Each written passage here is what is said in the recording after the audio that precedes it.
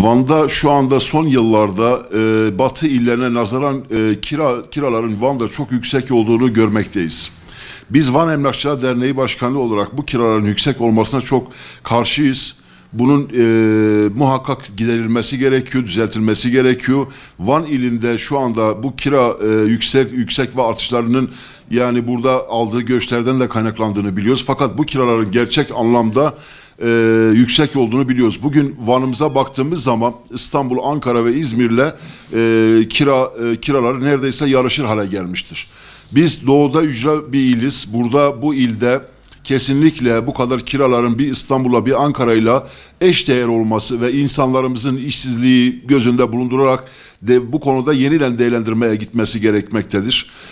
Burada herkesin durumu iyi değildir. Burada 1.100.000 nüfusluk bir nüfusla karşı karşıyayız. Fakat Van'daki bu kira artışlarının ve kira yüksek tirajlarının nedenlerinden bir tanesi de genelde bir rekabet ortamının oluşmasıdır. Bu rekabet ortamının ortadan kaldırılması için insanlarımızı, Vanlı olan hemşerilerimizi sağduyuya davet ediyorum. Diyorum ki bizler fakir fukarayı da düşünelim, dar gelirli insanlarımızı düşünelim. Buradaki bu kira yüksek artışlarının da biraz asgariye indirilmesini, aşağıya çekilmesini ve insanlarımızın mağdur edilmemesini düşünüyoruz, istemekteyiz. Dolayısıyla Van'daki bu kira konularında şu anda baktığımız zaman ciddi anlamda insanlarımızın bir şikayeti söz konusudur.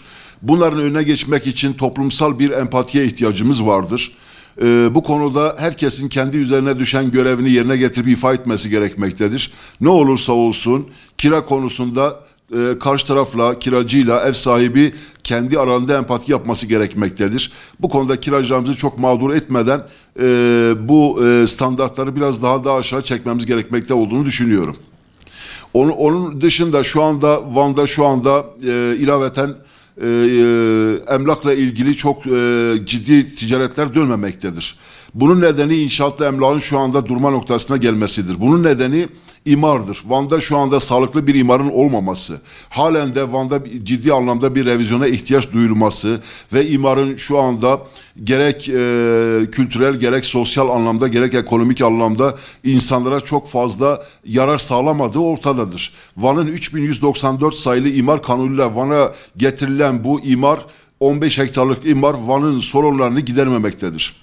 Bu nedenle bu imarın derhal bir revize edilip, değiştirilip, düzeltilip çarpık yapılaşmadan kurtulabilmesi için insanlarımızın rahatlıkla silüeti koruyarak binalar inşa edip yapması için imara ihtiyacımız vardır. Bir yerde imar yoksa o yerde altyapı üst yapı sorunu vardır anlamına gelmektedir bu. Bu konuda Van'ımızı imarsızlıktan kurtaralım diyorum. Van'ımıza yeni bir çehrek atalım diyorum. Van şu anda bunu hak etmemektedir. Van imarla beraber çok ciddi bir sekteye uğratılmaktadır. Bu imarın derhal değişmesi, bu konuda revizeye gidilmesi, bir an önce revizelerin tamamlanması inşaat sezonunu da rahatlatacaktır. İnşaat sektörünü rahatlatacaktır, emlak sektörünü rahatlatacaktır.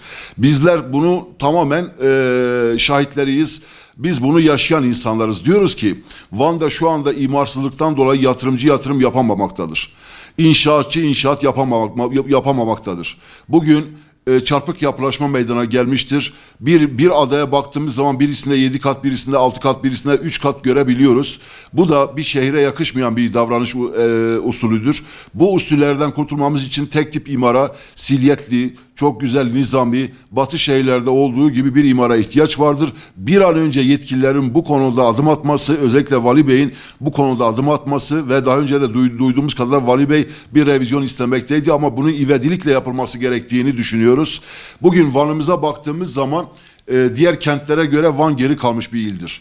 Bu geri kalmışlığın nedeni buradaki imar sorunlarından ve bürokratların yanlış anlayışından, geçmişteki belediyelerin yanlış tutumlarından meydana gelmiştir. Bunu düzeltmemiz gerekiyor. Bu hepimizin boynunun borcudur. İmarı derhal düzeltelim. Bu şehir yapalım. Kent yaşamını koruyalım. Van'ı yeni bir çehre kazandıralım. Çevre yolunu bir an önce geçen gün bakanımız da Van'da açıklama yaptı. 2 aya kadar başlangıç yapılacak diye söylediler. Fakat bu ivedilikle olması gerekiyor. Bugüne kadar söylemler tamamen askıda kalmıştır. bütün söylemler hiçbir tanesi hayata geçmemiştir, gerçekleşmemiştir. Bu nedenlerle söylemlerde değil artık icraatlara ihtiyacımız vardır. Artık yapım için yeniden adımlar atılması ve bu işin ivedilikle somut adımlarla çözülmesi ve yapılması gerektiğini düşünmekteyiz. Onun dışında Van şu anda imarla ilgili sorunlardan dolayı yatırım yapamayan insanlar güçlerini, sermayelerini gidip dışarıdaki illerde kullanmak istemektedirler. Bu da Van'ımıza ikinci bir darbedir. Van'ın iş adamlarını, sanayicilerini ve esnaflarını korumak zorundayız. Van'da şu anda İş adamlarını, sanayicileri ve esnafı korumamız için de bu göçü durdurmamız için de imara ihtiyacımız var. Yeni alanlar açmaya, yeni iş alanları oluşturmaya, yeni İslam alanları oluşturmaya ihtiyacımız vardır. Bu kime düşmektedir? Bu burada yetkili merciler kesinlikle kendi üzerine düşeni yapmak zorundadır. Buna mecburlar diye düşünüyorum. Biz sivil toplum örgütü başkanlığı olarak kesinlikle Van'daki insanları, Van'daki yatırımcıları dışarıya kaybetmememiz için, dışarıya gitmemeleri için elimizden ne gelirse kesinlikle ardımıza koymamamız ve belediyeler olarak da çalışmamız gerekmektedir. Bugün baktığımız zaman dışarıda yatırım yapmak isteyen bir tane insana belediye başkanları başka illerde çelenklerle, çiçeklerle karşılarlar bu tür yatırım yapmak isteyen insanları. Bizim Van'ımızda halen bu anlayış hakim olmamaktadır. Olmamıştır. Bu yanlış bir olgudur. Kim burada bir çivi çakmak istiyorsa Van ilinde, kim Van'da bir yatırım yapmak istiyorsa gerek bürokratıyla, gerek memuruyla, gerek esnafıyla, sivil toplum örgütüyle, gerek valisiyle, gerek kaymakamlarıyla, gerek ilçe belediyeleri ve büyükşehir belediyesiyle bizler yardımcı olmamız gerekmektedir. Bizler yatırımcının önünü açmamız gerekmektedir. Bu konuda herkesin üstünde vebal vardır.